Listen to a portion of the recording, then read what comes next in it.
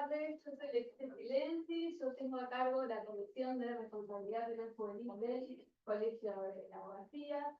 Les quiero dar la bienvenida a todos, a todas, estamos contentos de tanta asistencia y tanta asistencia joven. Vamos a conversar hoy sobre las cuestiones que tienen que ver con adolescencia y ley penal, pensándolo no solo desde la ley penal, sino con otros abordajes que tengan que ver con el territorio. Así que bueno, esperamos que sea de interés y los dejo con Agustina, que va a ser la moderadora del encuentro. Bueno, buenas tardes. Gracias por venir, por participar. Agradecemos siempre al espacio del colegio por poner a disposición estos lugares de encuentro, de formación, de capacitación, de reflexión, donde es para aprovechar, creo este debate es muy importante de acuerdo a la coyuntura que estamos viviendo socialmente, políticamente. La idea es un poco, bueno, hacer una presentación de los expositores. Quiero agradecer también, estamos hoy acá en conjunto con las distintas comisiones del colegio. Está la Comisión de Política Criminal, Instituto de Política Criminal y la Comisión de Responsabilidad Penal Juvenil. Así que bueno, primero vamos a dar comienzo, van a tener un tiempo los expositores, para que cosas ya les recuerdo. Y después de cada exposición, seguramente cuando termine, abramos a consultas, preguntas o cualquier cosa que tengan ganas de contar. Primero vamos a tener la palabra de Lucía Guido Lavalle, es profesora socióloga egresada de la UNLP, sociología de la UNLP. Se dedica a la investigación universitaria vinculada con políticas públicas para la niñez. Actualmente se desempeña como directora de la producción, información y monitoreo de la Subsecretaría de Política Criminal del Ministerio de Justicia y Derechos Humanos de la provincia. Ella lo que va a hablar es de las incidencias en personas adolescentes en criminalidad en la provincia de Buenos Aires. Así que le damos la palabra. Empezamos. Lo dejo ahí. ¿Ahí se escucha? Márcame un segundo, que pongo, porque voy a presentar datos, así que si no pongo un PPT, no es viable. Presentar. Bueno, avísenme si se ve. ¿Y no? Sí, Bueno, primero contarles, bueno, yo trabajo desde el año pasado como directora de producción de información en la subsede de política criminal. Bueno, como su nombre lo indica, estudiamos fenómenos criminales, así que, bueno, Leti es directora de responsabilidad penal juvenil en nuestra subsecretaría, así que trabajamos desde que empezamos, desde antes de ser directora también, sobre el fenómeno de la juventud y el delito desde distintos ángulos, no solo desde la mirada más penal, sino también abordajes alternativos, restaurativos. Bueno, es una idea de analizar qué pasa con los pibes y las pibas que tienen conflicto con la ley, y si no es con la ley, bueno, con las comunidades, ¿no? O sea, qué conflictos generan. No sé si recuerdan, para esta charla, elegí pensar porque me parece que mi informe, que lo hicimos el año pasado, no tiene tanto que ver con la charla, que está pensada más en abordajes alternativos a lo penal, ¿no? Es un poco la invitación, por eso están los panelistas que tenemos hoy. Pero me invitaron a presentar este informe que hicimos desde la SUBSE, para por ahí poner en contexto previo a este debate, ¿no? Porque a veces, bueno, nos metemos de lleno en un debate, empezamos a pensar alternativas, proyectos de ley y demás, pero eso te saca un poco del foco general en el que nos estamos inscribiendo, sobre todo para pensar una política criminal o un proyecto de reforma penal, como es el caso. Así que la invitación es a darles ese marco más general para después ya así meternos de lleno con qué podemos hacer con los pibes que delinquen y demás. Pero bueno, para desmitificar algunas cosas, sobre todo que fueron los fundamentos del Poder Ejecutivo Nacional para esta reforma. Yo acá les pegué, amablemente les resalté, porque probablemente no se pueda leer. El proyecto de ley que envía el Ejecutivo Nacional en julio del año pasado marcaba como una necesidad imperante reducir la incidencia de la criminalidad juvenil, ¿no? Y para eso, bueno, modificar este régimen penal.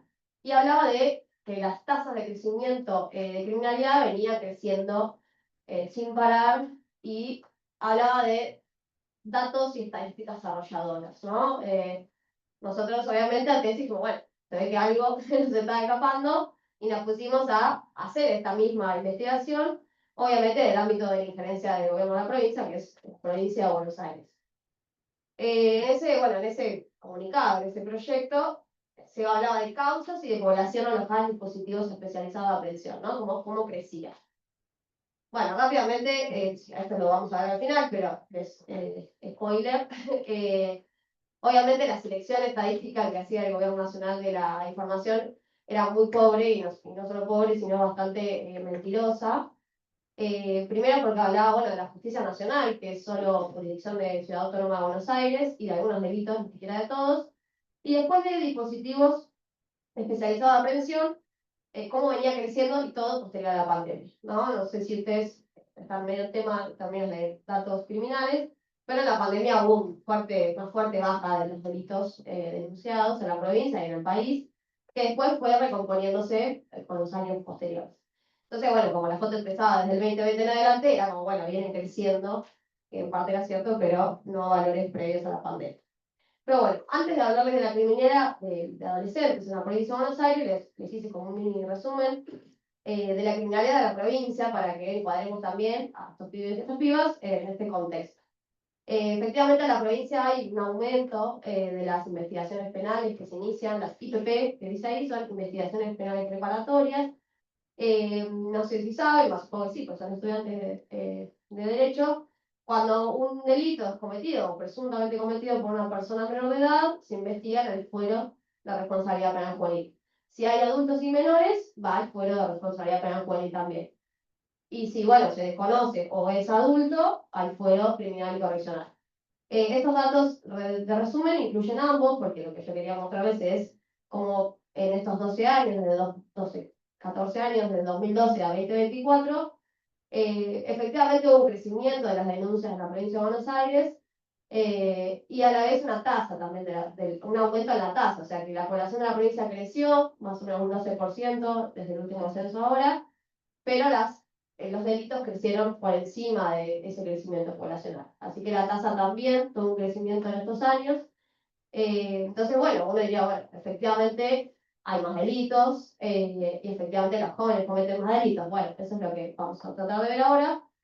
Un dato que no es menor, que dentro de ese aumento los homicidios no aumentaron, ¿no? En estos años, y es como el mejor indicador que tenemos por ahí en términos de lesividad de estos delitos, sino que bajaron más del 30% de estos años en la provincia. Y en el país también es una tendencia nacional, ¿no?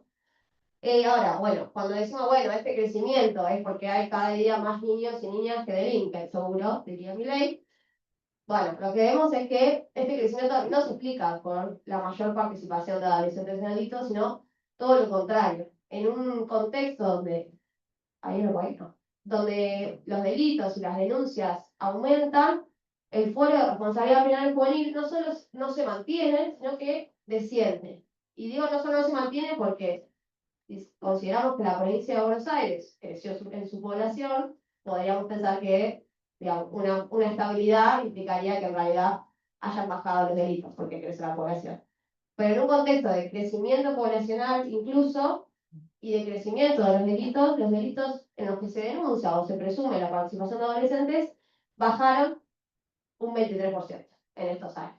Es un montón porque además ya de por sí son pocos, pero bajaron un montón.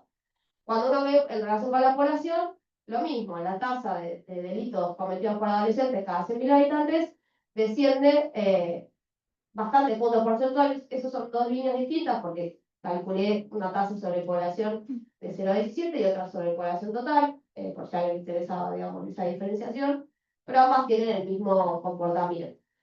Entonces, bueno, distinto, ¿no? Estos jóvenes y estos adultos, ¿no? Este crecimiento que tienen las causas en el fuero criminal y correccional es lo que explica el crecimiento general en la provincia de Buenos Aires de los delitos.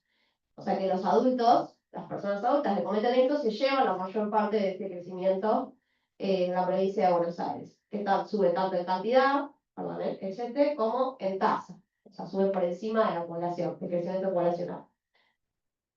Ahora, más allá de la cantidad, la pregunta que es del informe es ¿cuál es la incidencia que alega el gobierno nacional que es alta o que sigue creciendo? Y ahí vemos la línea punteadita, es la incidencia que tienen estas causas que se hacen en el fuero de responsabilidad penal juvenil sobre el total de causas que se inician por año en la provincia de Buenos Aires.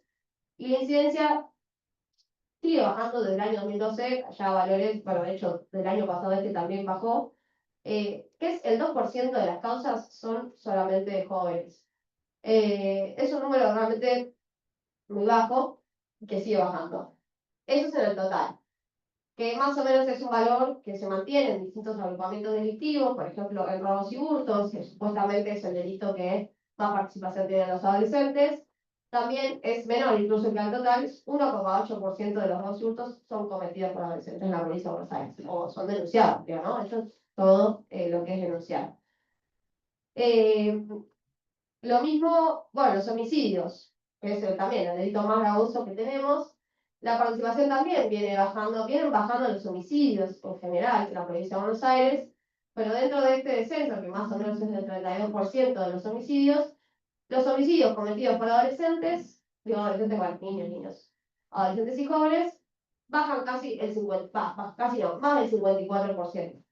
O sea que en un descenso, en aquellos delitos donde hay descensos, los adolescentes descienden aún más que lo que desciende el agrupamiento general. Perdón, yo estoy pasando muy rápido, pero porque a mí también me acuerdo los datos. El tema es que se entienda la idea, después de esto se puede pasar o puede leer el informe. En el único grupo donde la incidencia es mucho más alta que en el general, es en los delitos contra la integridad sexual, que en la provincia de Buenos Aires vienen creciendo, aceptando este año, que bajaron un poquito del anterior, y es el único agrupamiento donde los adolescentes o las causas iniciadas en el fuero de responsabilidad penal juvenil tienen una incidencia bastante más alta que el global. O sea, mientras tenemos el 2, el 1,8, el 1,5, acá tenemos 11 puntos de incidencia. Bueno, tenemos algunas teorías igual, más allá de las características del delito, que tiene que ver con la modificación de la prescripción de las denuncias de abuso sexual a partir de la mayoría de edad, que tuvo una disparada en el fuero juvenil, o sea, se empezaron a denunciar gente que hoy es adulta, que cometió un abuso cuando era menor de edad, a otra persona que todavía no cumplió sus 28 años, sería, ¿no? Después de 10 años después de los 18. Pero bueno, más allá de ver la incidencia en la provincia de Buenos Aires, yo, dado que esta es la reforma del Código del Régimen Penal Juvenil, es una reforma nacional, va a afectar a todas las provincias. La pregunta es, bueno, en nuestras provincias, ¿qué pasa? Si bien Buenos Aires, por la cantidad de población que tiene, es bastante representativa para hablar del país. Y bueno, y ahí la defensora de derechos de niños, niñas y adolescentes hizo como un trabajo parecido al nuestro, pero tratando de recopilar información de otras provincias. Y los resultados, la verdad que son bastante similares, con otros valores, porque son otras provincias.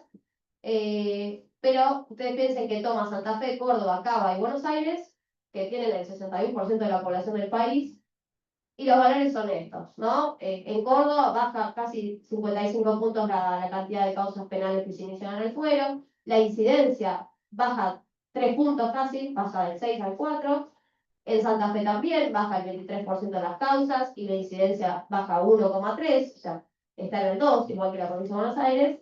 Y en Cava no tenemos datos de causas penales, pero sí de cantidad de niños que fueron abordados por la justicia de menores, que si uno analiza la foto un poco más amplia que la que toma Poder Ejecutivo Nacional, ve que la tendencia es a la baja, por más que después haya un año, dos, tres, que continúe subiendo, pero no sube a valores previos a un periodo un poco más amplio, que es cuando, como se analizan las estadísticas en general de criminalidad. Sin hablar, obviamente, de la pandemia que tuvo sus efectos a la baja. No sé si fui muy rápido, si tienen alguna duda. Bueno, estos son gráficos del informe de la defensora, y acá les dejo, si quieren, el informe que hicimos desde la SUBSE. Para descargarlo no está actualizado el 2024, que son los datos que les traje para hoy, pero bueno, prontamente lo actualizaremos. Y este es el informe que les decía de la defensora, que recopila información de otras provincias, de las que tienen datos, porque lamentablemente es muy deficiente el sistema informático de las provincias, sobre todo en lo que es el régimen penal juvenil. Pero bueno, no sé si estamos bien de tiempo. Ya me digo rápido, antes de que Bueno, esa es la idea. Para ir como una reflexión, aunque a nosotros nos interesa siempre trasladar, es que más allá de que estemos acá discutiendo el régimen, si hay que modificar o no el régimen penal juvenil, o cómo, o qué abordajes, nos parece importante, bueno, evitar este tipo de acercamientos, ¿no? O sea, que sean serios de última, no hay problema, podemos tratar la criminalidad juvenil sin decir que subió y va a ser válido, porque es un fenómeno que sucede, por ahí en menor escala, pero el punto es hacernos la pregunta de, bueno, si esta es la prioridad en política de seguridad, si esta es la prioridad en materia de niñez, digo, habiendo otras estadísticas también muy alarmantes en torno, no sé, a la pobreza, a la precariedad de la vivienda, a la educación, bueno. Entonces nos parecía importante, aunque sea tensionar esta idea de que bajar la edad o decir, digamos, sin ningún tipo de costo, ¿no? Que las tasas de crecimiento, la criminalidad juvenil viene creciendo, va a salir a nada, ¿vale? Porque a mí me parece, bueno, es primero un poco serio, y por lo menos de la provincia de Buenos Aires no trabajamos así, queremos construir políticas públicas con un poco más de seriedad. Eh, y bueno, y si bien realmente no tenemos muchas respuestas de por qué bajan los delitos juveniles, se nos ocurren algunas, ¿no? Como la ampliación de la cobertura de asistencia escolar, que digo, hay otras fuentes que uno puede poner a dialogar con estas para entender por qué, la UH, progresar, digo, un montón de políticas que hubo para la infancia que tal vez no las hubo para los adultos, ¿no? Digo, ¿por qué crecen los adultos y por qué bajan los jóvenes? Pero bueno, que tal vez son importantes para pensar cómo abordar bueno, esos 22.000 hechos que tenemos que trabajar. Bueno, perdón, el apuro y gracias.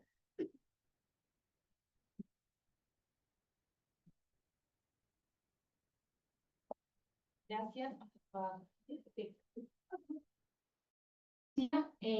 Ahora va a tomar la palabra en el panel Gabriel Vitale. Él es juez de garantías, profesor titular de la Universidad Nacional de La Plata y se dedica también a la investigación. En esta parte lo que va a abordar es la explicación de los proyectos de ley en la Cámara de Diputados, los dictámenes y las perspectivas y necesidades de modificación sobre el tema. Le doy la palabra. Gracias, Agus. Bueno, buenas tardes a todos y a todas. Gracias por acompañarnos en esta discusión y en este debate. A mí me gustaría hablar en realidad no de todos los proyectos que están en danza en la Cámara de Diputados, sino tal vez enfocarnos en el que tuvo el dictamen positivo de las comisiones de legislación general, penal, de familia, que es el que pudo acumular los votos suficientes justamente para poder avanzar hacia la instancia. ¿Sí? No es el mío, ¿no? Todos sufrimos. No. ¿Y por qué centrarnos en esto? Porque, bueno, yo creo que acá tenemos estudiantes, colegas, funcionarios, empleados, compañeros, que trabajamos con infancia o trabajamos la cuestión penal hace muchos años y me gustaría que quede claro que tal vez gran parte de nosotros estamos convencidos que necesitamos una reforma del régimen penal de la minoría. O sea, necesitamos una reforma del régimen penal de la minoría. El dato histórico, el decreto de la dictadura, el dato filosófico, jurídico, que es el último eslabón que queda, la última isla que queda de lo que significa el paradigma de la situación irregular, o sea, la máxima intervención punitivista por parte principalmente del Poder Judicial, judicializando todas las políticas públicas relacionadas con niños, niñas y adolescentes. Entonces, bueno, qué es lo que nos encuentra hoy vigente a través de estos decretos leyes? Yo creo que, digamos, el marco, es decir, un decreto de la dictadura ya no alcanza simplemente con el dato histórico, por más que tenga el peso político específico de lo que significa, sino que tenemos que decir qué significa que sea una ley de la dictadura. O sea, los sistemas tutelares en América Latina pudieron resistir, digamos, mucho más tiempo que en Europa, por ejemplo, durante el siglo XX, porque justamente en América Latina hubo dictaduras militares. Y esto significó que era mucho más fácil para los gobiernos que se encontraban en el poder negociar con jueces que no habían jurado por la Constitución, sino que habían jurado con ellos mismos, con los militares, poder controlar a niños, niñas y adolescentes. Primer dato. Segundo dato, la cuestión tutelar. ¿Esto qué significa? Y nosotros podemos responder jurídicamente que una persona es imputable de 16 a 18 años, no hay conflicto con eso, no hay problema, bueno, es un sistema de imputación atenuada, no hay problema. Pero el debate más interesante es cuando te entregan el panfleto que te dice no a la baja de la imputabilidad. Sí. Y me ha pasado varias veces en diferentes espacios, algunos en la plaza, a veces en la facultad. A mí me Franchino, porque con Franchino y con él hemos compartimos, digamos, la única materia, cuando dijo Bau, profesor titular, de la única materia en la Universidad Nacional de La Plata que da infancia, familia y control penal. La única materia, una vergüenza. ¿Cómo puede ser que en Derecho no haya? ¿Cómo puede ser que en Psicología no haya? Bueno, fíjense el lugar que tiene la infancia en la currícula de la universidad, ¿no? Como un dato para analizar. Y en alguno de esos pasillos, o en alguno de esos textos, me chuparon un panfleto que diga no a la baja de la imputabilidad. Entonces, cuando me da el panfleto, yo digo, ¿vos con esto me querés decir que no hay chicos menores de 16 años privados de la libertad? Me dice, no, no hay. Entonces le digo, sí hay, no solamente hay, sino que están en peor situación que los chicos que se encuentran de 16 a 18. Entonces, ahí ya se nos plantea algo interesante como para discutir, digamos. Cuando hablamos de baja de imputabilidad o reprochabilidad, el cuatrimestre pasado o el anterior también hicimos una charla en la facultad del Jockey sobre este tema, cuando habían presentado el proyecto. Digamos, nosotros lo que tenemos que decir es, ya existen en la República Argentina niños y niñas que se encuentran privados de la libertad menores de 16 años sin proceso. Sin proceso.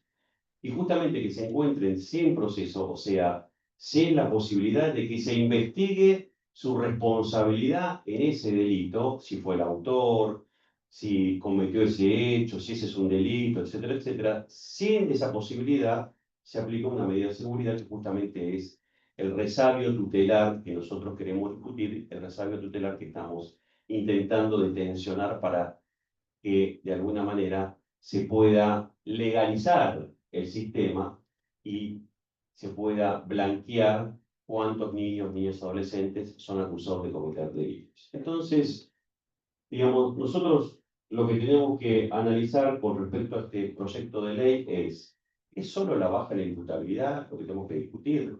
No, lo conversábamos antes de empezar. Estamos hablando de que nosotros queremos discutir un sistema. Cuando empezamos a armar esta charla, Coletti me dice, hablemos de qué hay para ofrecer, qué se está haciendo, qué se está trabajando. Me pareció interesante enseguida la propuesta, porque en realidad no solamente vamos a hablar del decreto ley de la edad de 16 a 18 años, si bajamos o no la imputabilidad o no imputabilidad, qué pasa con las personas menores de esa edad, sino que lo que vamos a decir, cómo funciona un sistema de responsabilidad penal juvenil cuando los niños, niñas y adolescentes son acusados de cometer un delito. Y eso es donde nosotros tenemos que poner el ojo a la hora de analizar los proyectos. Entonces, con respecto de todos los proyectos que se presentaron, digamos, hay uno que tuvo ya sanción, dictamen favorable de la Cámara de Diputados.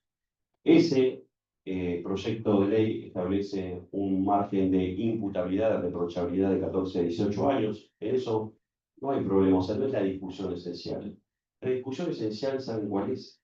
Que se le aplica todo el Código Penal.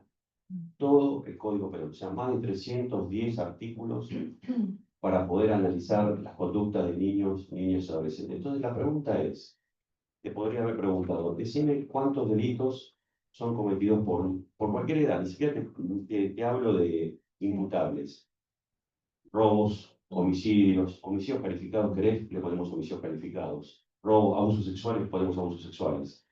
En algún proyecto hubo el atentado a la seguridad y tirar piedras al tren, ¿te acordás? Digamos, lo ponemos también, lo incluimos.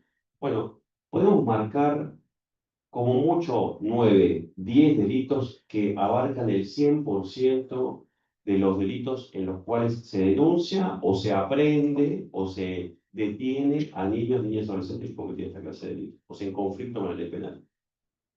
Entonces, ¿para qué nosotros vamos a incluir ya, digamos, sin ningún tipo de análisis, todo el Código Penal, más de 310 artículos que incluye duelo, que incluye piratería, que incluye malversación de caudales, que incluye delitos que nunca puede llegar a cometer? Y aparte, un Código Penal que es de 1921. O sea, las problemáticas que nosotros tenemos hoy en día es el grooming. La problemática que nosotros tenemos ahora es delitos que cometen tal vez niños, niñas, adolescentes, pero no solamente de manera física, sino de manera virtual. Y estamos utilizando una carreta tirada por caballos de 1921, más sus 900 reformas, a los efectos de poder analizar y llevar adelante e intentar de decir que con esto, con esta reforma penal, vamos a solucionar la conflictividad de niños, niñas, adolescentes con el sistema penal. Y por supuesto que es un mensaje político más que real. Y por eso creo que no se analizó efectivamente cómo funciona el sistema a la hora de poder llevar adelante una reforma que tenga que ver exclusivamente con la posibilidad de atacar los problemas de cuando cometen el delito, cómo abordarlos, cómo acompañarlos e intentar de que no los vuelvan a cometer. Entonces, como puntos de referencia, me gustaría pensar primero, uno, no nos distraigamos exclusivamente en la edad de imputabilidad, sea 16, sea 15, sea 14. Recuerden que el proyecto del Poder Ejecutivo era de 13 años, pero no se distraigan exclusivamente en la edad que muestra ante reprochabilidad penal, sino que lo que hay que analizar es qué pasa con las personas inimputables, que es la discusión real que tenemos que tener. Primera cuestión.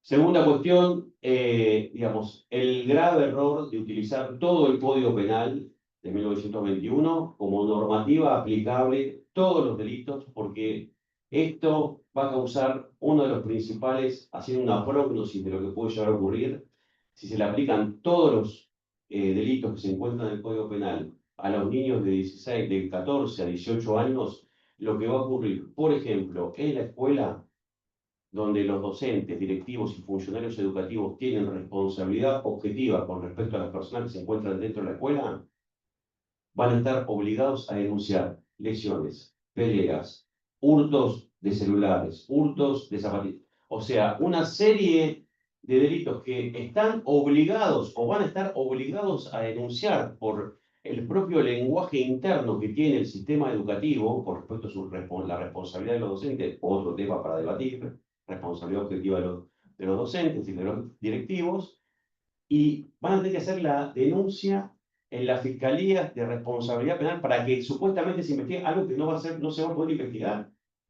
Porque algo que no va ni siquiera a poder analizar el principio de lesividad para poder analizar. O sea, realmente que se roben un celular, que se roben una lapicera, que se roben una zapatilla, o que haya lesiones dentro de la escuela, son situaciones que no llegan a los espacios de tribunales porque justamente son contenidos en esos espacios educativos y justamente con la idea de lo que es un sistema de responsabilidad penal juvenil. Entonces, digamos, esto lo que muestra, evidentemente, es que no hubo una planificación de lo que significa intentar de analizar profundamente e intentar de solucionar el problema. Simplemente existió una distracción para decir y entrar en el último punto, digamos. Gran parte, nosotros tenemos que tomar medidas ciertas porque gran parte de las situaciones de conflicto fueron las injusticias, no solamente cometidas contra niños y adolescentes que cometen delitos, sino con respecto a las víctimas. Ustedes imagínense víctimas de un delito que ustedes no recuperan ni el auto, ni el objeto que fue sustraído, ni la situación vuelve a su situación anterior, y ese niño o adolescente inimputable ya es entregado a un abuelo o un familiar antes de que ustedes recuperen las cosas. Esa situación muestra claramente que el sistema está mal pensado hasta para el propio inimputable, porque nosotros lo que tenemos que pensar es intentar de acompañar los procesos de las víctimas, acompañar los procesos de las personas acusadas de los delitos, pero no pensarlos estrictamente en términos penales. Muchas gracias.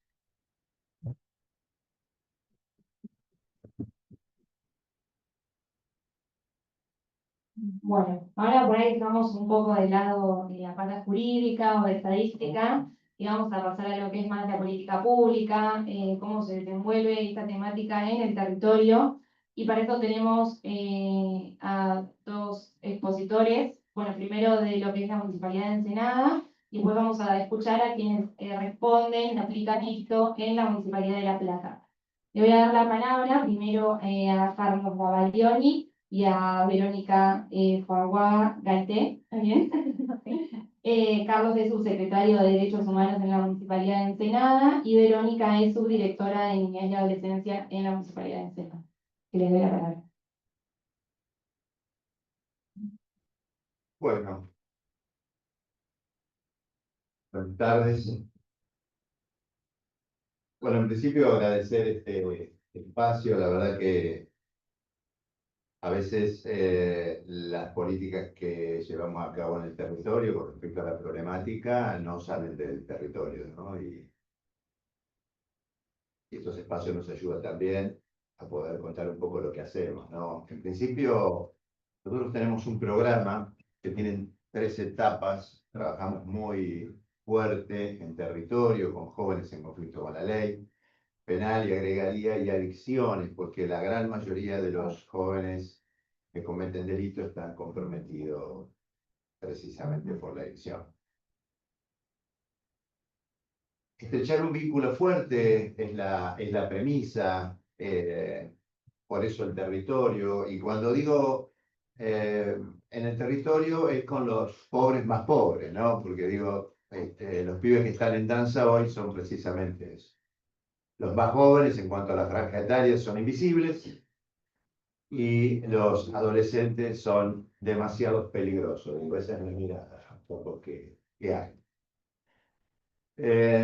Nosotros trabajamos con ellos, tenemos un espacio de escucha para los jóvenes del centro de Ensenada, en la sede en la cual tenemos la subsecretaría, y otro espacio en Punta Lara. Trabajamos con el Fuero de Responsabilidad Penal Juvenil, estamos muy codo a codo, y con cada uno de los actores que también de alguna manera tienen injerencia en esto y que son menos visibilizados, que yo digo, trabajamos fuertemente con la Corte, trabajamos fuertemente con el Ministerio de Justicia, con el Ministerio de Seguridad, con el organismo de niñez, con el Ministerio Público. Son de una gran importancia, son relevantes y son responsables también, ¿no? A veces un poco escondidos, de acuerdo a la responsabilidad al compromiso. Nosotros en eso lo salimos a buscar. Ese es el primer, digamos, paso, es la primera etapa. Discutimos las estrategias en cuanto a blanquear la situación procesal de cada uno de los pibes, precisamente entre todos. Hay una segunda etapa que tiene que ver con empezar a armar un capital social. La mayoría de los pibes están prácticamente fuera del sistema. Digo, la escuela no, el club del barrio no, el vecino no, referentes afectivos no. Así que bueno, empezamos a construir eso con cada uno de estos actores y una pata muy importante que es la comunidad. Nosotros en Ensenada tenemos un programa de padrinazgo porque entendíamos que el vecino de esto tiene que participar. Y la verdad que nos fue muy bien, fuimos a tocar timbre a las pequeñas y medianas empresas, ¿no? Y muchas pequeñas y medianas empresas, gente común del territorio, apadrinan a estos jóvenes, ¿no? Digo, esto de estigmatizar tiene que ver, obviamente, bueno, con lo contrario, ¿no? Entonces, hemos logrado ahí una patita que nos parecía importante, que es la comunidad colaborando para que estos pibes puedan ser incluidos, puedan ser trabajados entre todos. Nos está dando un resultado bastante importante. Por lo menos hay una mirada por parte de la comunidad senadense muy fuerte y una preocupación. Nosotros, digo, ante esta demagogia punitiva permanente hoy del gobierno nacional, Y también, ¿por qué no decirlo?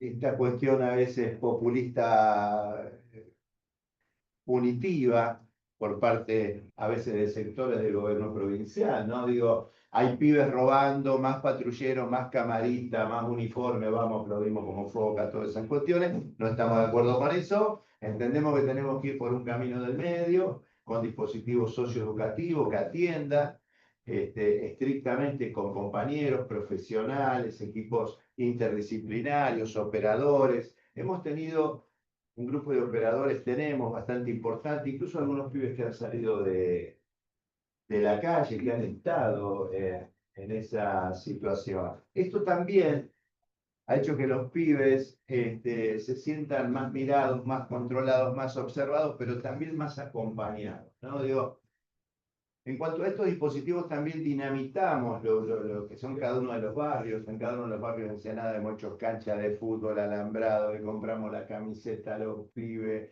las medias, los botines, iluminamos para los pibes y para las pibas, porque hoy muchas pibas juegan al fútbol también. Es decir, estamos muy atentos a todo lo que tiene que ver con la prevención, pero también atento cómo funciona el sistema. Nosotros, sinceramente, hemos tenido resultados muy satisfactorios con respecto a esto. El índice de reincidencia es casi nada, de cada 50 pibes, uno reincide. Digo, esto es una cosa que está pasando hoy, este dato lo pueden conseguir del Fuero de Responsabilidad Penal Juvenil. La tercera etapa, para ser breve, tiene que ver con que hablamos permanentemente de inclusión y el pibe cuando realmente consigue saltar estas etapas. Bueno, perdón, omití decir que el cedronar depende de nosotros en Ensenada, por consiguiente el tratamiento es inmediato para las adicciones y las internaciones, que no son muchas, se hacen de forma muy rápida y muy efectiva. Digo, esta tercera etapa tiene que ver con el trabajo formal, ¿no? Por supuesto que en el medio de esto trabajamos fuertemente, acabamos de terminar un curso de barbería y también un curso de soldadura. Tienen dos motivos bastante razonables. La barbería porque es fácil de aprender rápida, por consiguiente una salida laboral rápida para el pibe.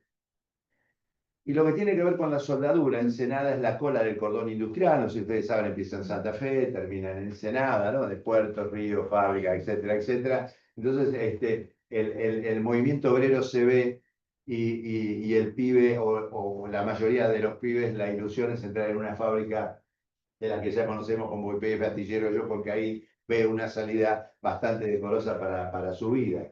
Así que terminamos eso. Y hemos modificado una ordenanza, porque cuando hablamos de inclusión, el pibe apenas cumple los 18, se le pide antecedentes, ¿no? Digo, nos llenamos la boca hablando de inclusión, pero cuando pedimos antecedentes, excluimos, porque ¿qué vamos a pretender de un pibe que viene con una trayectoria delictiva? Y bueno, entonces le estamos privando de algo fundamental que es el trabajo. Así que modificamos esa ordenanza en Ensenada y los pibes que salen del programa de inclusión con delitos leves, son incluidos obviamente al municipio. Ya son casi 40 los pibes que en estos últimos 7 años han ingresado a trabajar en el municipio de Ensenada.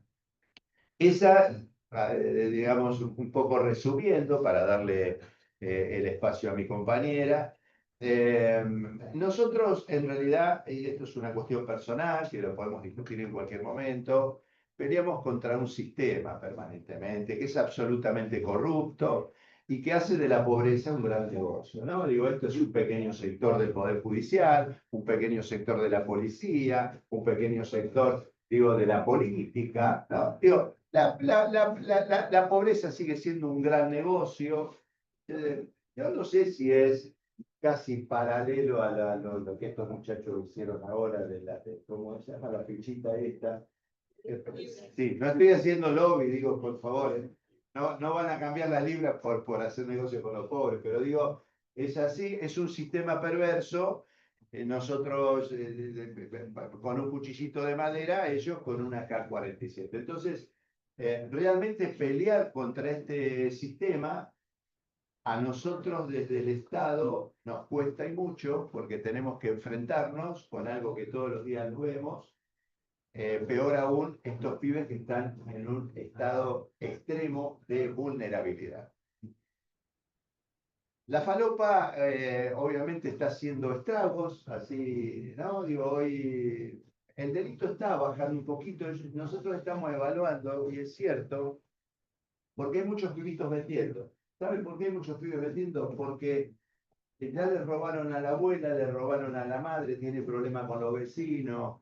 Entonces, hoy, para consumir gratis, compran, cortan, consumen gratis y venden. Entonces, hoy se multiplicó por 10 la cantidad de pibes que están metiendo en los barrios, pobres más pobres. Y obviamente, el universo al cual atacan, digo, un pibito, no sé, voy a hablar de Ensenada para no tocar, de un barrio X de Ensenada, es muy difícil que se empilche y vaya a vender falopa a Pinar de Rocha. Digo, normalmente le vende a un universo de 5 o 10 pibitos que son de la misma condición que él. Digo, entonces no tiene problema con la policía que los azota, no tiene problema.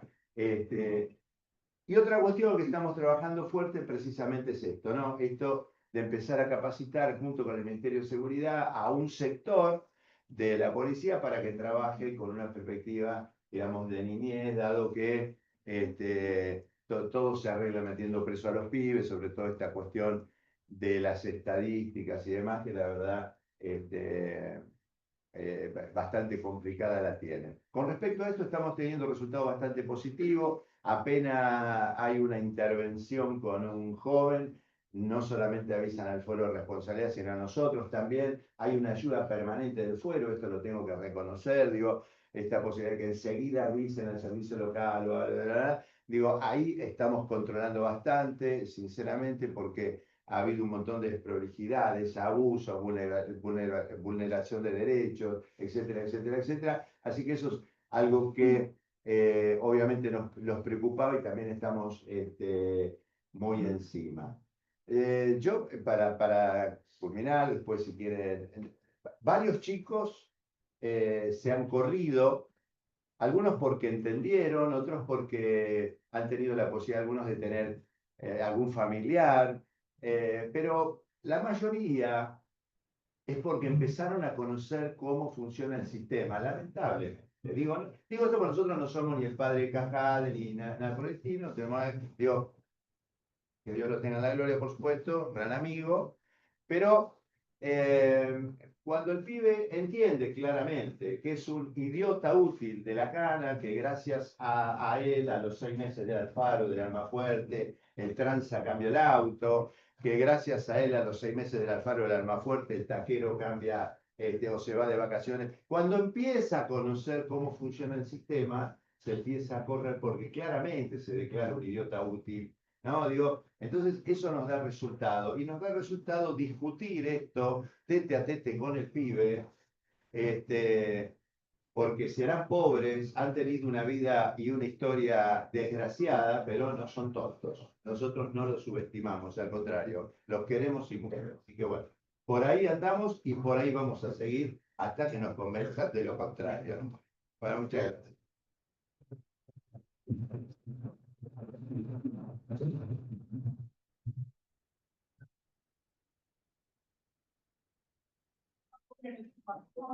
Bueno, buenas tardes. Mi nombre es Verónica Paguada Gaites, soy la responsable de niñez y adolescencia de la ciudad de Ensenada. Trabajo acá con Carlos en la subsecretaría.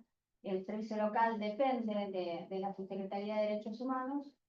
Y bueno, como estuvo contando, en consonancia de lo que vienen hablando, tenemos distintos programas en la ciudad que trabajan con jóvenes en conflicto con la ley. Dentro de estos programas que tenemos, como el de Padrinazgo que bien dijo, tenemos una mesa de escucha los días jueves en la sede de la Secretaría, a partir de la cual, bueno, se trabaja directamente con los pibes que tenemos en el distrito que han tenido conflictos. A raíz de esta escucha finita, que, bueno, que obviamente la hacen operadores especialistas en niñez y adolescencia, veníamos viendo, ¿no? Que algunos de estos paragones, que da la 13298, que tiene justamente que ver con el disparador que tenemos, si es posible pensar en otros abordajes, que nos estaba faltando una pata como para dar un sello a este trabajo que veníamos dando. Tratábamos de correr de algún modo a de dar otro tipo de abordaje a los pies que no tengan que ver con el sistema penitenciario. Ya habíamos incluido a la comunidad a través de un sistema de padrinazgo, como bien lo comentó Carlos, pero nos estaba faltando esto último que venía dado por el tema de la aprehensión. ¿Qué nos pasaba? Los pies venían y nos contaban que habían sido aprehendidos por la policía para averiguación de esto ilícito, para, claro, por antecedentes, bueno, por distintas cuestiones, y a nosotros como estadística no nos estaba llegando muchas veces. Nos enterábamos en esa mesa con los pibes que habían sido aprendidos, que habían sido subidos al patrullero, que habían sido subidos al patrullero y habían estado en algún calabozo, o en algún calabozo y esposados, bueno, en un calabozo esposado y con mayores, bueno, todo una aberración en contra muchas veces, por supuesto, del protocolo que tiene la policía de la provincia de Buenos Aires para cuando aprende a un menor de edad. En línea con esto y siguiendo el fallo de Ricci, que dentro de los lineamientos lo que hace es prohíbe a los pies a los menores en comisaría o en alcaldías. Lo que hicimos en Ensenada fue crear un dispositivo municipal, obviamente conversado esto con la Corte primero, con el Foro de Responsabilidad Penal Juvenil, con el organismo de niñez, con el Ministerio de Justicia, con el Ministerio de Seguridad. Creamos un dispositivo municipal a través del cual todos los jóvenes, o sea, los menores que son aprendidos, obviamente por delitos menores, que en ese momento, en el momento de la aprehensión, no tengan riesgo para sí, subido para terceros, sean llevados a este espacio y no pasen por la comisaría, que es obviamente lo que debe ser. Ahí hay operadores, hay un equipo interdisciplinario. Son obviamente, es la primera escucha que se hace, bueno, ¿qué te pasó? Mira, no, salió a robar, mi mamá se quedó sin trabajo, mira, y nos permite como comunidad y como Estado nosotros saber qué es lo que está pasando y tener una referencia mucho más real y de qué le pasa a los pibes en nuestro territorio. La verdad es que tuvimos una experiencia muy satisfactoria. Nos dimos cuenta de las estadísticas reales de cuántos pibes pasan por comisaría, que antes no la teníamos, que o nos llegaba por oídos de, más allá de que hay que remarcar de que en la línea de trabajo con el Foro de Responsabilidad Penal siempre está muy aceitada, es muy directa, pero bueno, nos pasaba como la policía que no. Entonces, a partir de entonces, empezamos a trabajar fuertemente en las capacitaciones con el Ministerio de Seguridad, trabajar todos con una perspectiva de niñez y adolescencia y poder saber qué nos está pasando.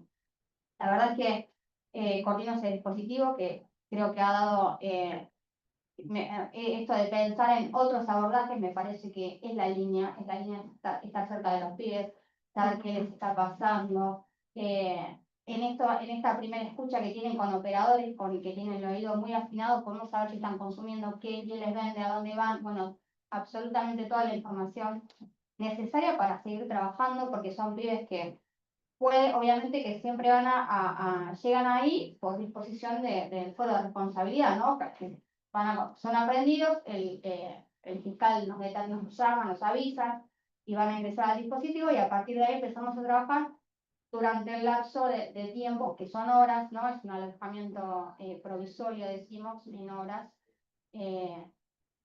Bueno, mientras se sepa cuál va a ser su destino procesal, ¿no? Puede que se vuelva con sus padres a su casa o en su caso que vaya a un alojamiento cerrado. Aun cuando va a un espacio cerrado, este pibe en algún momento vuelve a nuestro territorio. Entonces, esa primera escucha nos sirve a nosotros para seguir trabajando con él, con su familia, con el entorno en el cual vive. Y verdaderamente me parece que es el camino, comparto con Carlos, más allá de lo que hay que aplicar la ley, que hay que hacerlo, hay que ponerle mucho el corazón, porque nos está pasando que ponemos el ojo en los pibes y no en todo este mundo adulto que nos rodea y que obviamente que hace un gran negocio por los pobres. Muchas gracias.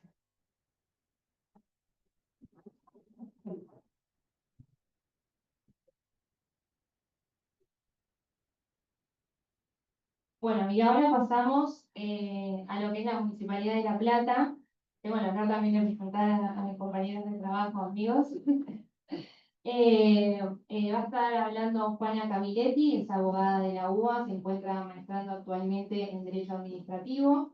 Ella fue coordinadora de gestión en la SUBSE de Primera Infancia de la CENAF y actualmente se encuentra como directora de los servicios locales desde diciembre del 2023 de promoción y protección de derechos de niñas, niños y adolescentes en nuestra Municipalidad de La Plata. Y luego va a tomar la palabra Santiago Goyeneche, él fue coordinador de promoción, coordinador de promoción y protección de derechos en el Centro Cerrado Carlos Ibarra. Fue parte del equipo técnico de la Dirección de Recursos de Egresos de LOGNIA, del Organismo Provincial de Niñez y Adolescencia de Buenos Aires, y actualmente coordinador de programas de promoción y protección de derechos en la Municipalidad de La Plata. Y bueno, les doy la palabra. Gracias, Agus.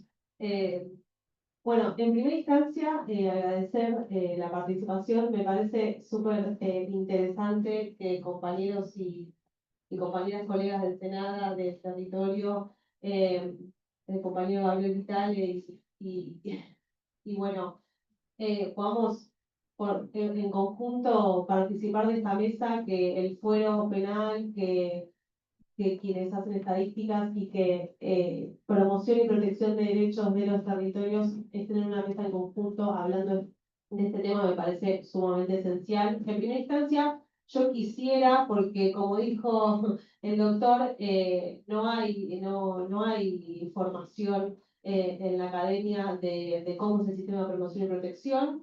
En la Facultad de Derecho, por lo menos en la Universidad de La Plata, hay una materia de familia y sucesiones y nadie te habla ni te explica sobre los derechos de las niñeces, por lo que más allá de que acá haya muchos estudiantes de Derecho, lo más probable es que no tengan ni la menor idea de cómo está estructurado el sistema de promoción y protección de derechos, ni siquiera se mencionó, pero quizás no saben, lo más probable es que sepan qué es lo que hace un servicio local o cuál es la normativa que nos rige.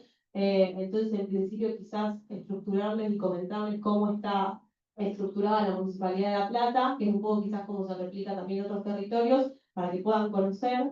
Y después, por otro lado, plantear un poco qué es lo que nosotros vimos al llegar a la gestión municipal a fines del 2023, y en base a eso, y dentro de lo que nos convoca hoy, que es pensar en posibilidades y alternativas de laburo con niñas y niños, adolescentes que están en conflicto con la ley penal, nosotros ahora lo llamamos en conflicto social y penal, porque elegimos un poco hablar en esos términos, un poco comentarles qué es lo que nosotros planteamos, cuál es la línea en la que empezamos a trabajar el año pasado y cuáles son las líneas que tenemos proyectadas para trabajar este año. Bueno, en principio les cuento que dentro de la Secretaría de Desarrollo Social,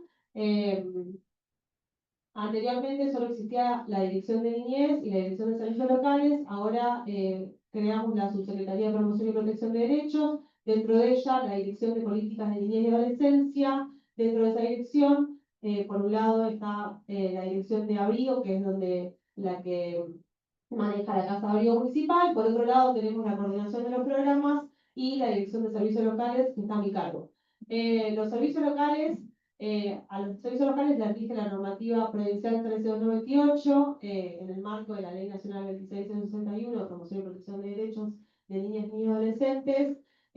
Son unidades operativas que están en territorio, que están en todos los territorios y los municipios de la municipalidad de la provincia de Buenos Aires, que está encargada de trabajar y se ocupa de todas las situaciones de vulneración de derechos de los pibes y pibas, desde situaciones de negligencia, maltrato, explotación, que está mal dicho, igual es trabajo infantil, situaciones de abuso sexual en las infancias, situaciones de consumo problemático, situaciones de violencia institucional, de acceso a la salud y demás, con lo cual tenemos mucha responsabilidad en los servicios locales.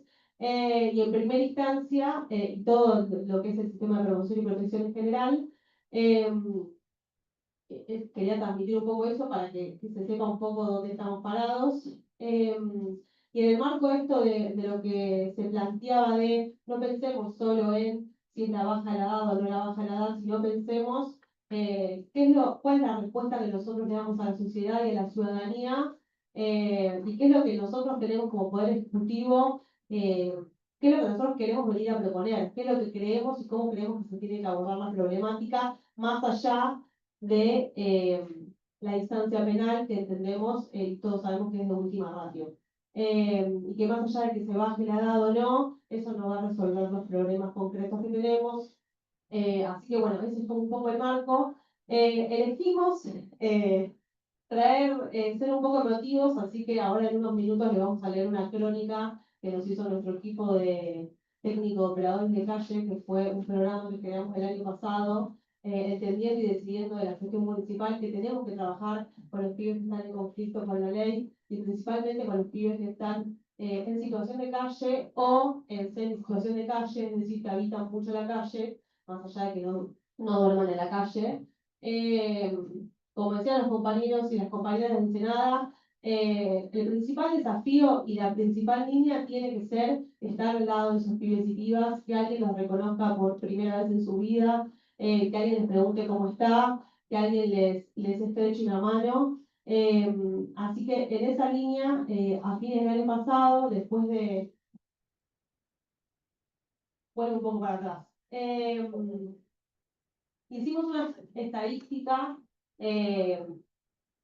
desde el 1 de enero del 2024 hasta hace poco tiempo a la fecha, y pudimos hacer un universo de alrededor de 250 pibes y pibas de la ciudad de La Plata que tuvieron algún tipo de ingreso a comisaría. Es decir, el universo con el que tenemos que trabajar y ese universo que la ciudadanía ve con cierta peligrosidad son 250 pibes y pibas en la ciudad de La Plata, que es una ciudad que tiene 800 y pico mil habitantes. Entonces, si nosotros desde la promoción y la protección y desde el Poder Ejecutivo no podemos trabajar con ese universo de pibes en la ciudad capital de la provincia de Buenos Aires, algo estaremos haciendo mal desde la política. Y si la respuesta que le vamos a dar a la ciudadanía es bajar la imputabilidad y aplicarle un régimen penal de mayores, es decir, que un niño, por ejemplo, de 15 años puede llegar a tener una pena mayor a su edad en ese momento, entonces la estamos cerrando claramente. Y solo vamos a conseguir que criminalizarlos más y asimismo no vamos a conseguir la baja del delito. Eso creo que por lo menos el panel acá lo tenemos muy claro porque trabajamos con eso todos los días.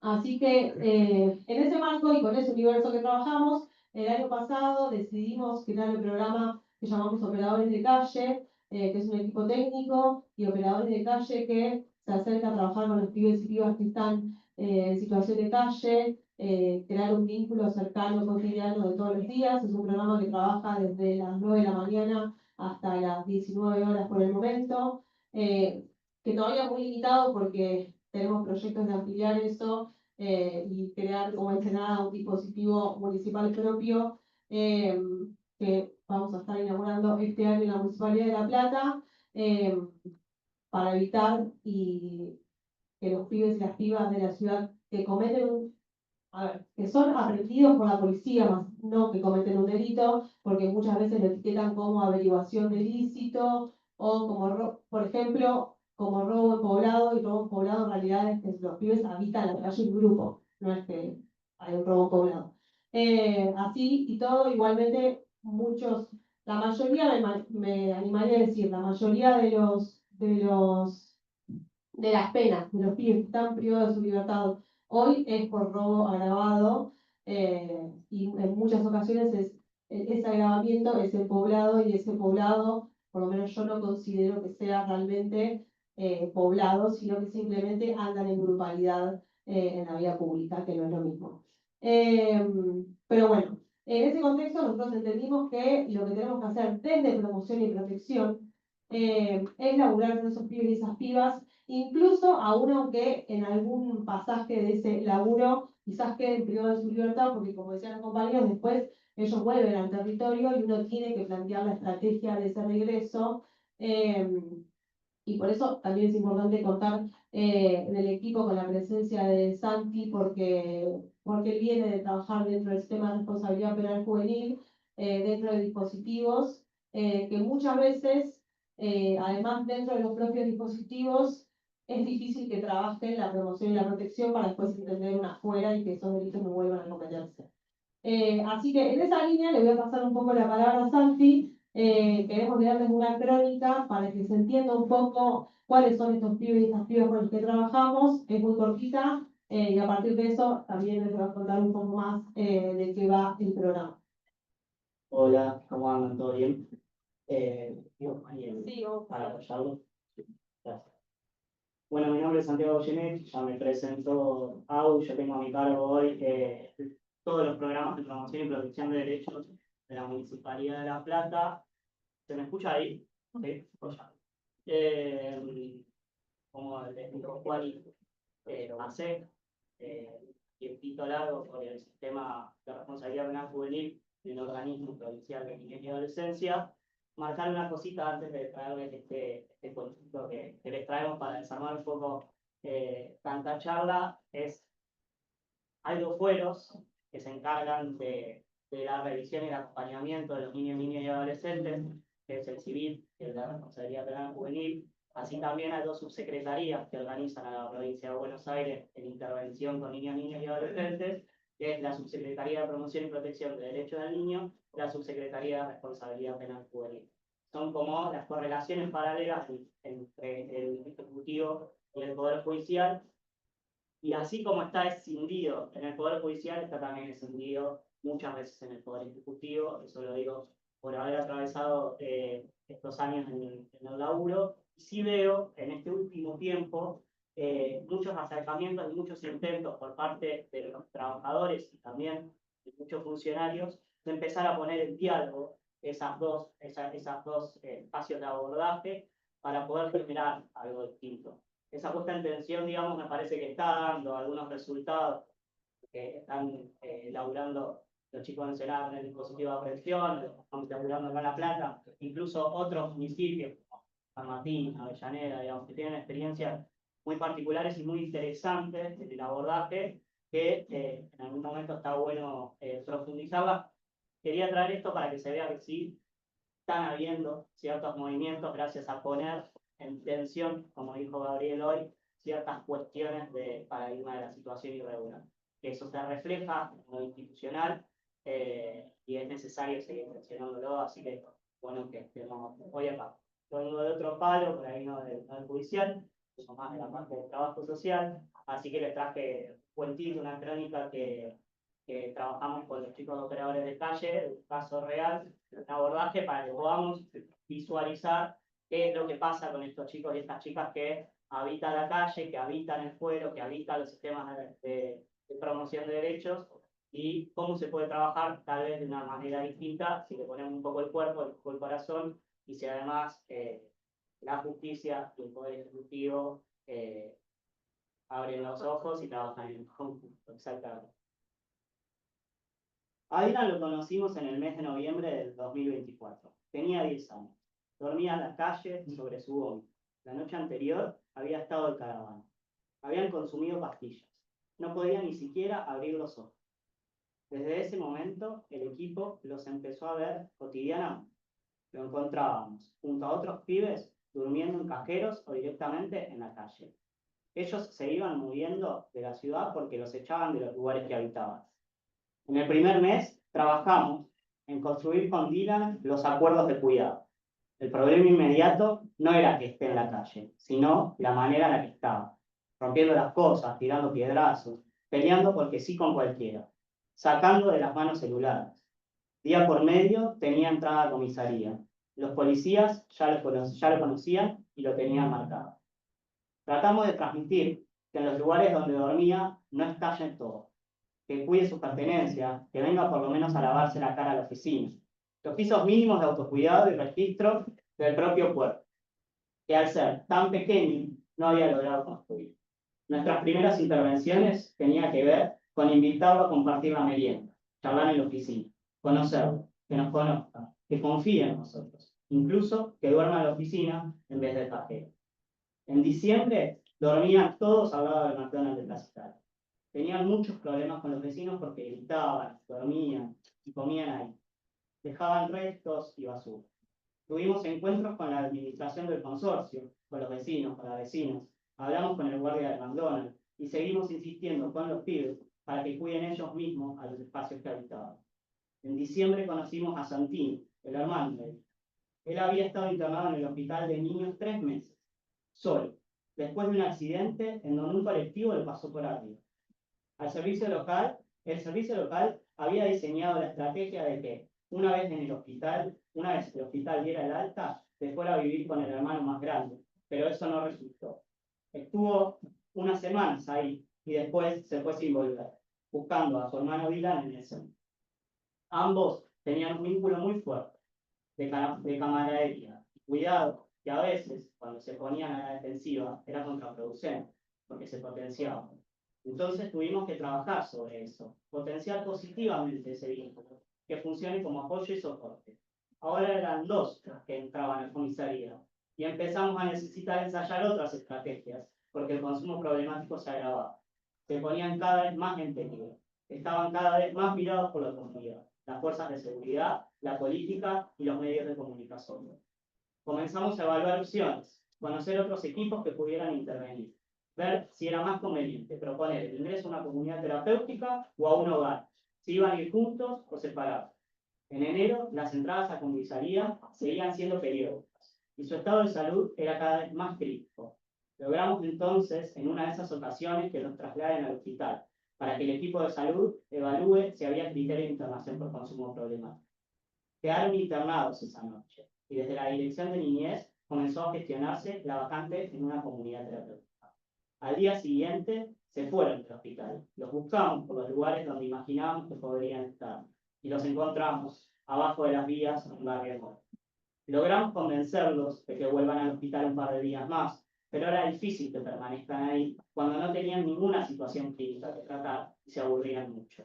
Además de que Santino, dada su experiencia de internación anterior, tenía un trauma, tenía temor a volver a repetir esa experiencia.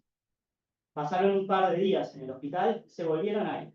Esta vez no los buscamos, porque entendíamos que esa no era la manera. Estaban pidiendo algo, otra cosa. Al día siguiente, Dylan llegó solo a merendar a la oficina.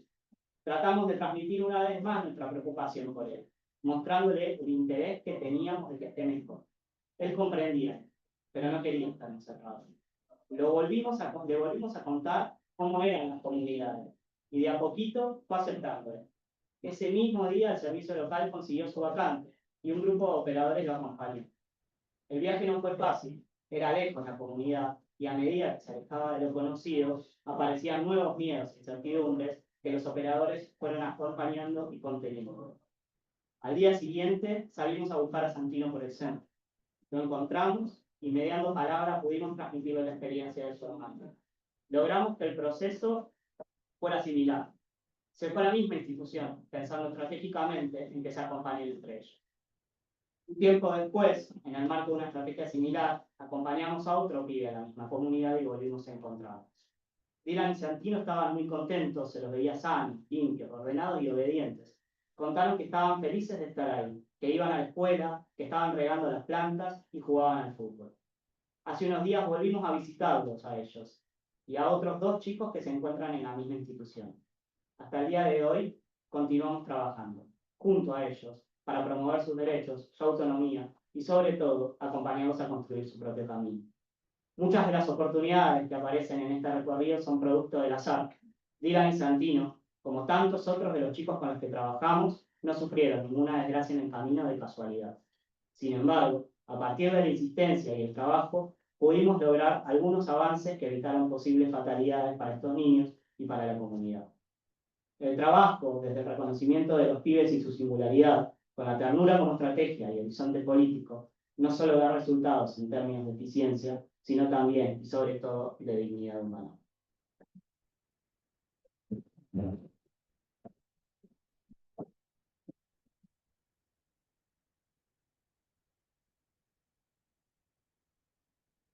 Bueno, ¿cómo sigo? No, la idea es cerrar un poco este panel. Creo que con la idea que atravesó a cada uno de los que habló, de que esta división estructural y que viene de lo que es la ley de promoción y protección de derechos por un lado y el abordaje de responsabilidad penal y juvenil por el otro, no tiene que ser así abordada, que los chicos que están en el tema de responsabilidad penal juvenil no pierden su promoción y protección de derechos por eso, y creo que todos estamos de acuerdo en eso, y eso es lo principal con lo que me voy de acá. También este momento es para abrir alguna pregunta, alguna idea, experiencia que hayan tenido, así que lo que quieran. ¿Hay alguien allá atrás? ¿Cuál es el porcentaje de adhesión que tienen los chicos a tratamientos de rehabilitación? No sé, la verdad es que no sé si acá si alguien tiene alguna estadística, puede decir, yo no podría responderte el porcentaje de adhesión, pero sí te puedo decir que la adhesión es mucho más grande cuando se trabaja una transferencia con el equipo tratante. Es decir, si uno propone un tratamiento ambulatorio o en institución, es necesario construir de alguna manera una transferencia con el equipo que vaya a tratarlo. Este ejemplo, digamos, de Dylan Santino es ese, es construir a través de ese vínculo una transferencia con un equipo, que en este caso fue el de operadores de calle, para después transferir eso a la institución a donde fueron alojados. ¿Sí? Y ahí, ahí generaron una herencia que hizo que no abandonara voluntariamente el tratamiento. Con Dylan y Santino habíamos probado otras cosas previas. Dylan había estado en un hogar, había durado 3 días, digamos. Cuando pudimos construir ese lazo institucional, logramos que después se enlace a otra institución para que pueda habitar. A nosotros, por lo menos nos pasa, perdón, en la particularidad, digo, en este caso de estos dos niños, que hay, primero que tenemos, con las comunidades tenemos problemas. No es fácil que las comunidades alojen. Los dispositivos de salud mental están medio tirados de los pelos, salvo algunos que se están ahora, digamos, arrimando al territorio, que esto es el Ministerio de Salud de la provincia, a través de los CPA. Hoy se están trabajando en territorio con pibes de 13 años aproximadamente, más o menos, ¿no? Y después, en cuanto a la estadística, también tiene que ver con la particularidad, porque, digo, en la particularidad también está a veces el deseo de querer salir de esa situación, a veces la posibilidad de ir a una comunidad para zafar de otros inconvenientes que está teniendo en el territorio con la policía, etcétera, etcétera. Así que, digamos, hay como un montón de grises ahí. Sí. Que podría darnos para... Sí. Pero sigue siendo conseguir vacante. Sí. Ahí la palabra. Primero, felicitarlas por el panel, por invitar a poder visualizar que es posible. Todo lo que escuchamos, es decir, escuchamos como siguiendo la misma estructura. Por eso, como antes les comentaba, que para mí seguir con la palabra régimen no me cierra. Por eso, desde hace muchos años, venimos trabajando, desde que se trabajó la ley de promoción y protección, con un concepto de sistema. Porque normalmente nos sale esto que hace muchos años, miles de años, venimos trabajando con el patronato. ¿Y qué nos sale? Nos sale esa pirámide, buscar ese juez endiosado que va a resolver la vida. En cambio, estamos con situaciones complejas. Y las situaciones complejas nos llevan a que la respuesta es un sistema, como recién lo hablaron ellos, está educación, está la municipalidad, está salud.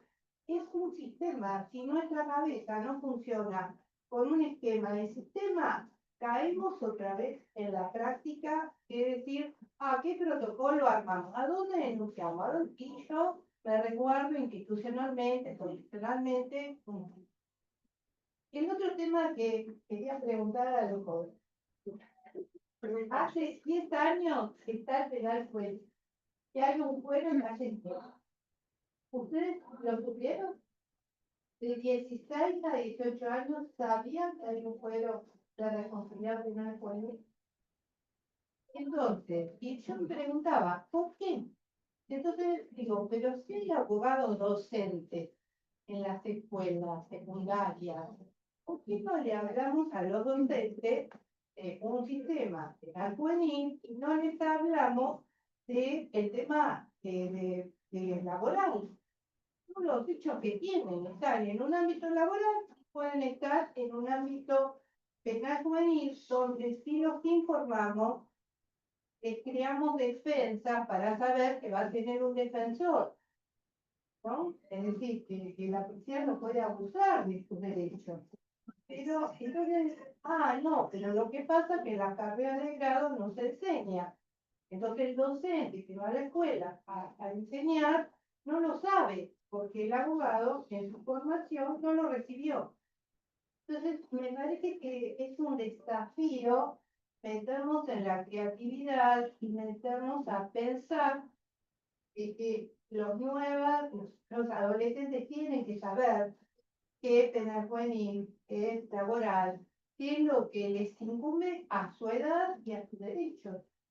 Entonces, es un poco lo que proponía, lo que vemos desde el ámbito de trabajo, del colegio, y realmente me parece muy, muy valioso darles la palabra a quienes nos contaron experiencias de qué es posible.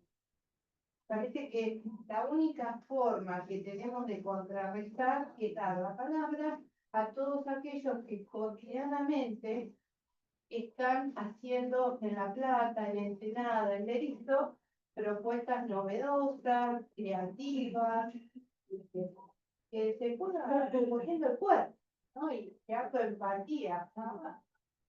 Bueno, eso. Bueno, puedo, volviendo a esto que vos decías del tema de la facultad y lo que expusieron de la prevención también de estos otros tipos de abordajes. Yo soy egresada de la UNLP, soy abogada, trabajo en el Foro de Responsabilidad Penal Juvenil y dentro de la facultad, que también por ahí los chicos no conocen, hay programas de extensión. Uno de ellos es el de Unidad de Atención en Conflictos Juveniles, que es una forma de darle otra visibilización a estos conflictos que tienen los adolescentes. Hoy hablaban de los conflictos en las escuelas, y nos derivan causas del Poder Judicial, derivan causas, y tenemos muy buenos resultados para que no se eleven a juicio, porque también yo pertenezco al Poder Judicial, trabajo en un juzgado de responsabilidad penal juvenil, y lo veo desde estas causas que nos derivan las fiscalías, las defensorías, de otro abordaje, ¿sí? No el abordaje punitivo, sino hacemos un abordaje de lo que es la justicia restaurativa, que hoy lo nombraron.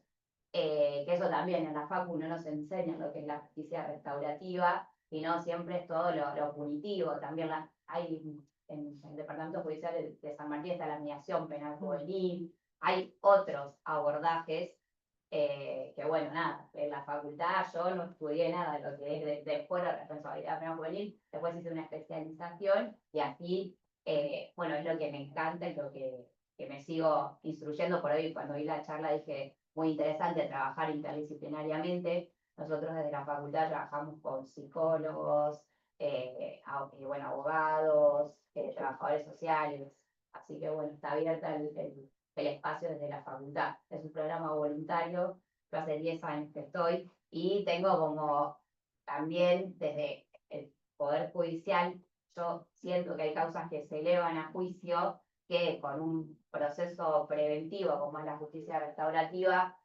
hay que tener más otras alternativas, como es lo que hoy expusieron ustedes. Perdón, quería pasarle el chivo a Leti, que no tiene micrófono, de Leti, junto con Cel, que está ahí al lado, hicieron una guía de prácticas restaurativas desde la SURCE de Perspectiva Criminal, está disponible en la web, no traje QR esta vez, pero Digo, en línea con lo que plantea la compañera, pues, si quieren interesarse un poco en la temática, ver cómo se aplica, porque también es una perspectiva que sirve no solo para conflictos penales o potencialmente judicializables, sino también, bueno, para otro tipo de resoluciones, incluso con sus hijos, con sus estudiantes, bueno, porque es una mirada de abordar un conflicto, una forma distinta de la que estamos acostumbrados. Pero bueno, está ahí para descargar de libre acceso la guía de prácticas establecidas.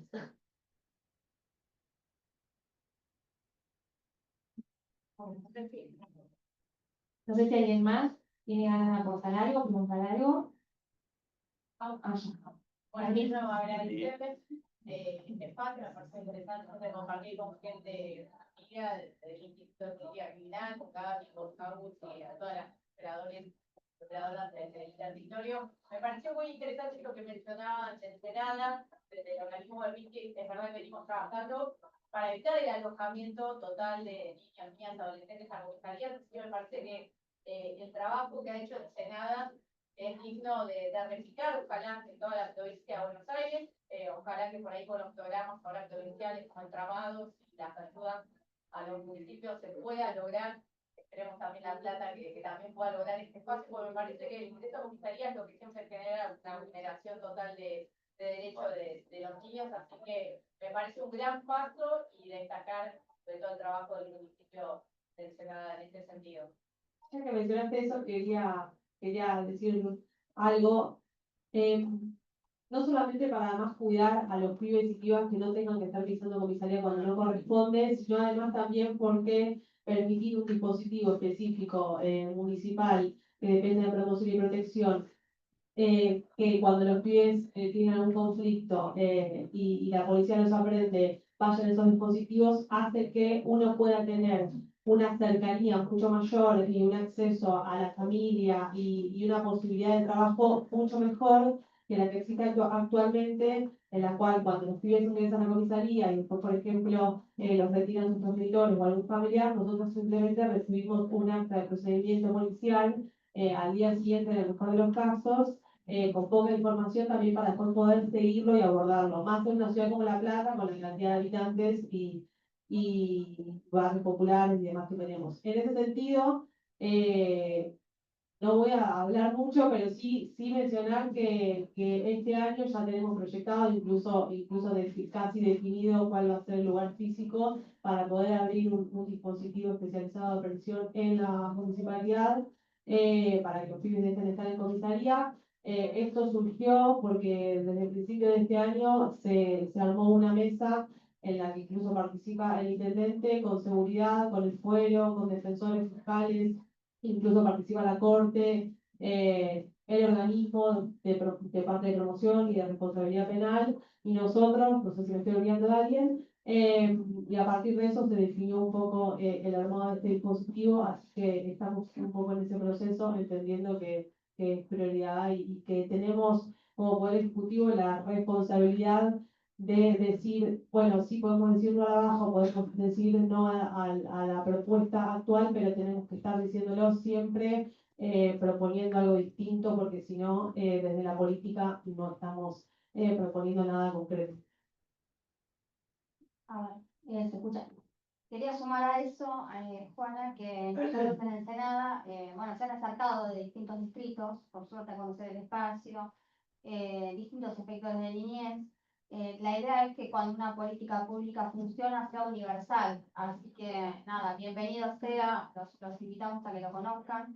Estamos muy orgullosos de eso y por supuesto que me parece más que interesante que se haya dado este dispositivo bajo la órbita de la Subsecretaría de Derechos Humanos y no desde otro espacio que fuimos a discutir un poco de que no sea el Ministerio de Seguridad y nada, por la particularidad justamente que tiene que ver con cuidar a los pibes que ingresan a comisaría. Bueno, ahora sí, a Francina, o sea que no, a él no le parece Rápido. Claro. Qué importante, porque normalmente la derecha lo que trata para buscar votos es precisamente la mano dura. Y en el caso de La Plata es que parece nada de hablar, que Seco viene ganando y cada vez gana con más votos. O sea que habría que analizar el tema de si realmente la derecha con esa postura tan dura de tener que encerrar y tener que poner más penas, políticamente le sirve.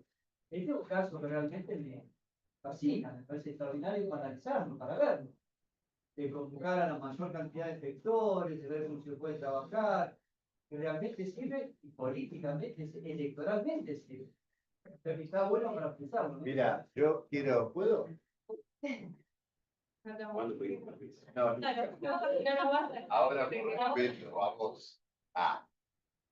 En cuanto a esto que hablas, en lo electoral, y digo en el territorio, a veces es muy difícil comprender, porque ahí metiste como el dedo en la llaga, pero yo voy en línea con eso y estoy de acuerdo. Hoy hay una figura en los territorios que son las secretarías de seguridad, ¿verdad? Que por ahí, digo, se han creado para hacer el nexo entre la policía y la comunidad, no para otra cosa, pero algunos se han tomado el cargo muy en serio y se creen que son los jefes de policía. Entonces, claro, toda esta dinámica tiene que ver con lo punitivo. Entonces, generalmente lo que te dicen, en línea con lo que dice acá el compañero, ¿y qué hacemos? ¿Qué le decimos a la víctima? Y precisamente desde un estado presente, es esto lo que le tenemos que decir a la víctima. Le ponemos lata a los patrulleros, le arreglamos la goma a los patrulleros, arreglamos la comisaría, pintamos la comisaría, tratemos de que esté... Pero aparte, tenemos este y otro dispositivo que ayudan para que ese pibe no solamente deje de entrar a tu casa, sino que no entre más a la casa de nadie. Digo, es al revés. La respuesta que tenemos que dar como Estado es llenar, digo, a la víctima, digo, de cada uno de los dispositivos que tenemos como para garantizar y que nos ayude y sumar a esa parte de la comunidad. Y ese es el miedo a veces, ¿no? Cuando hay en una situación de delito, la víctima que está pataleando, ¿qué hay que decirle? Todo esto hay que decirle a la víctima. Porque es la responsabilidad del Estado no solamente cuidar la seguridad o la inseguridad. Yo digo, los separados porque todavía no tienen muy claro de qué se trata, ¿no? Sino precisamente todo esto que tenemos, tirarlo encima. Digo, esto es fundamental. Y hay que animarse a dar la discusión. Carlos, pero además, Sí, perdón.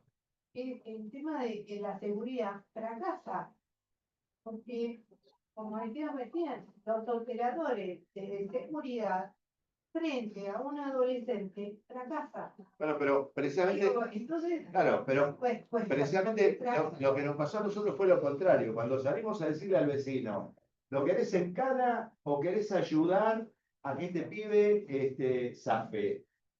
Y un montón de vecinos se sumaron para que el pibe zafe. Ahora, tenés que ir a tocarle timbre al vecino. Digo, esto no se hace ni de atrás de un escritorio, ni haciendo convenciones con niñólogos, que digo, estamos podridos de ellos, estamos cansados. Digo, agarrar el territorio, tocar timbre y decirle a la gente común, a la gente de a pie, acompáñame, que esto es de todos, la responsabilidad de todos, va por ahí. Y en realidad hay que hacer un trabajo, yo supongo que pasando por los, digamos, cómo está instalado, que estoy muy de acuerdo con lo que dijo el colega, el odio extremadamente, digamos, estamos en un lugar sensible, ¿no? La sociedad... Sí. Yo voy a poner un ejemplo por ahí que es un poco extremista, pero cuando pasó lo de la nena de los hornos, Kim creo que era, Claro. bueno, Sí. o sea, habían movilizaciones muy severas Sí. donde los vecinos lo que pedían era que a sus dos chicos que habían cometido, bueno, ese hecho atroz, ¿no? Sí. Metan en caño. Claro. Entonces, Claro. está instalado Claro. esa política pública punitivista y violenta. Hubo peores. Sí, no, totalmente. Pero yo El creo que píparo. hoy- Bueno, pero el pero píparo. hoy estamos en un lugar donde creo que el Estado tiene que hacer un laburo Claro. mucho más grande para convencerlo de que esa no es. Por eso, pero hubo peores, hubo píparo que dejemos, dejo de lado la desgracia de lo que pasó en el caso puntual, lo dejo de lado. Pero digo, fue quien después, siendo diputada, la persona damnificada en este caso, presidenta de la Comisión de Niñez y Adolescencia de la Cámara de Diputados de la provincia, no hay un solo proyecto que ayude a los pibes. Digo algo raro, ¿no? Digo a los mismos pibes que le dieron, ya digo, un disparo y que desgraciadamente pasó lo que pasó con el y es sumamente polémico. Claro.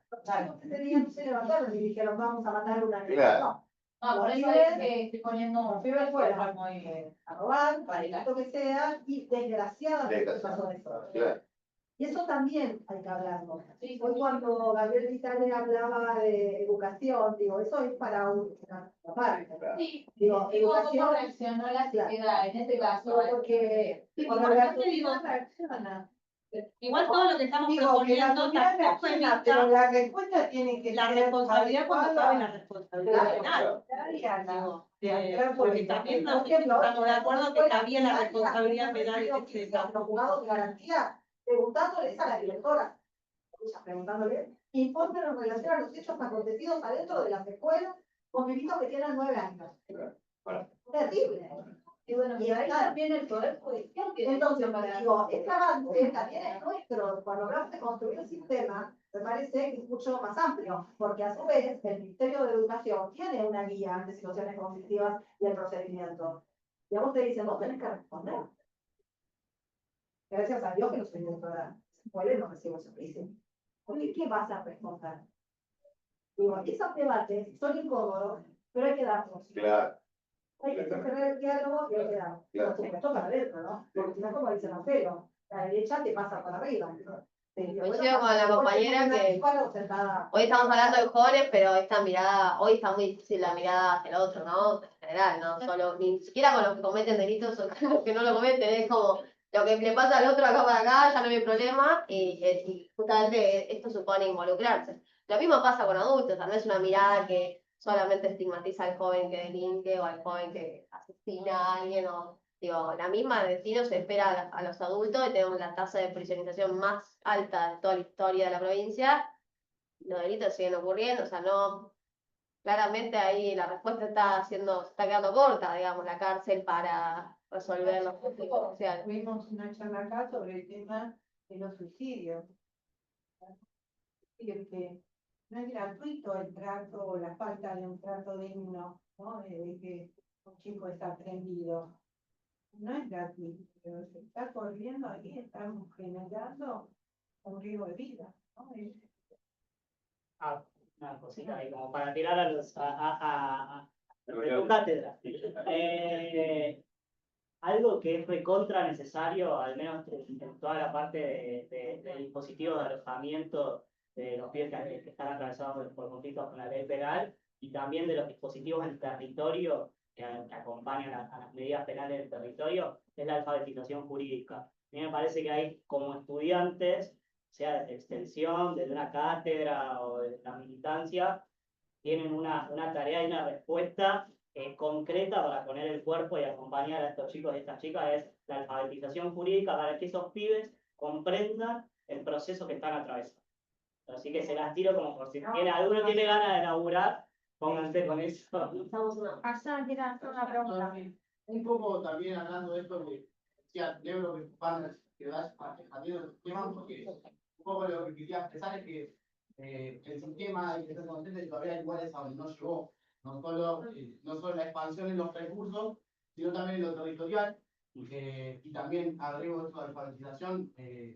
Yo trabajo mucho en el territorio, junto a un grupo, y la realidad es que la mayoría de los chicos de 8 años, primero, están en tercer grado, no saben leer, y segundo, o no están directamente, nunca estuvieron escolarizados. Entonces, esos son lugares donde el sistema no llegó, o donde todavía el pibe o la madre del pibe no puede tener la confianza necesaria para acudir al sistema, porque no es tampoco que es ausencia estatal, sino cómo el Estado llega a ese pibe. Por eso creo que además de trabajar la expansión de recursos, está muy bueno trabajar la expansión territorial.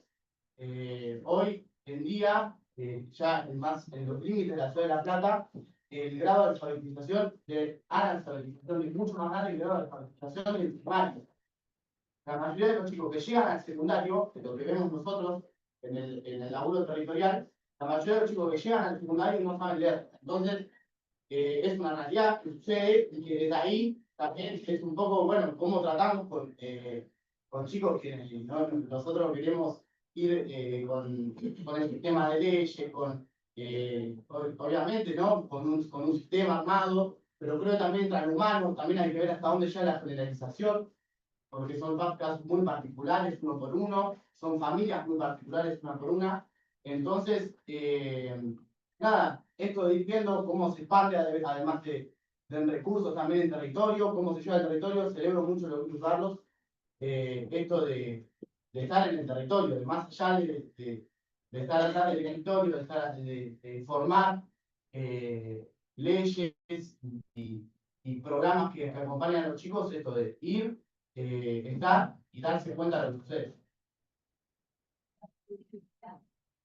Una acotación pequeña, desde Magistrados y Funcionarios está el programa de La Justicia va a la Escuela, y tratamos, aunque sea con el 0,01, de ir a la escuela, y bueno, yo también trabajo en el Fuero de Responsabilidad Penal Juvenil, y explico a los chicos de último año de la secundaria, porque tienen más o menos 12, 13 años, en qué consiste el penal juvenil, a su modo, ¿no? Por decirlo así, a grosso modo, sobre todo siempre darle la beta de que justicia restaurativa. Hay alguna forma de explicarle a los chicos que hay una forma que no es necesario llegar a la justicia punitiva, sino de poder, con ejemplos pequeños, de poderle explicar a ellos también, porque queremos que es un germen también, para el día mañana, puedan entender que hay otro tipo de justicia que no es la punitiva solamente, ¿no? Pequeña acotación de la última.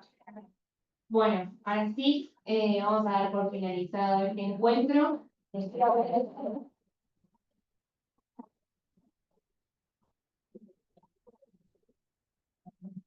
No, muchas gracias. Sabemos que es viernes a esta hora, haber estado acá. Es un agradecimiento enorme. Al panel también.